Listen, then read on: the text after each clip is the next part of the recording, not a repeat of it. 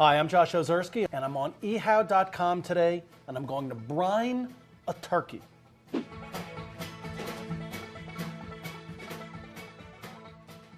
Brining is an invaluable technique for almost any kind of meat cookery that is not made from cows.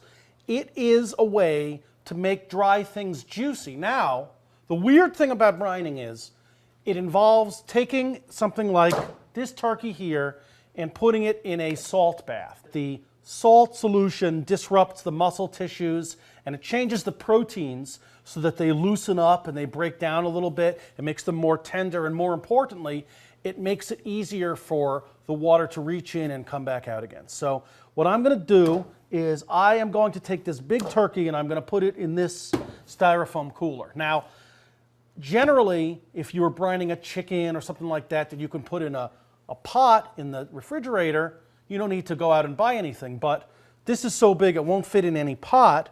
And after it's had all the nasty, slimy salmonella and various turkey fluids going around in it, you're not going to want to have it for beer. So I get one of these disposable jobs here. I brine the turkey in it. It gets thrown out away with the bones.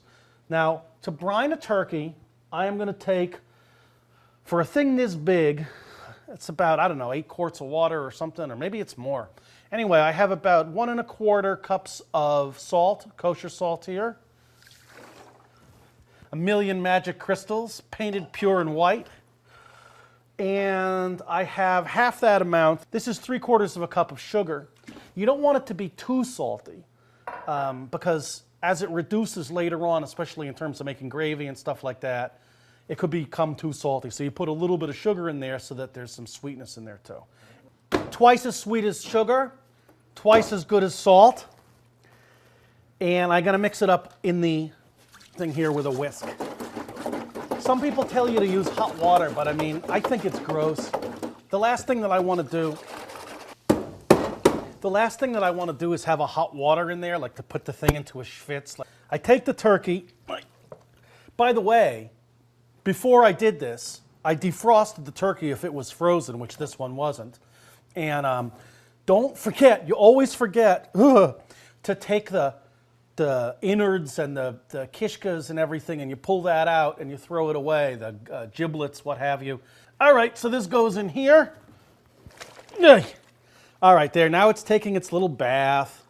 Now the problem is, and you may have figured this out already, this is probably not going to fit in your refrigerator, especially the night before Thanksgiving when it's already filled up with cream and butter and potatoes and a million other things.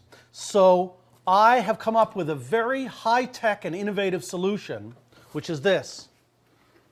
I take ice cubes and they go into the thing, and I keep putting ice in it. It sits in the kitchen, it sits out. There's some discussion, they say, well, maybe you should brine it overnight because it's so big. I think that's a bit much, personally. I brine it between 4 to 6 hours. And that is how you brine a turkey. I'm Josh Ozerski on eHow Food.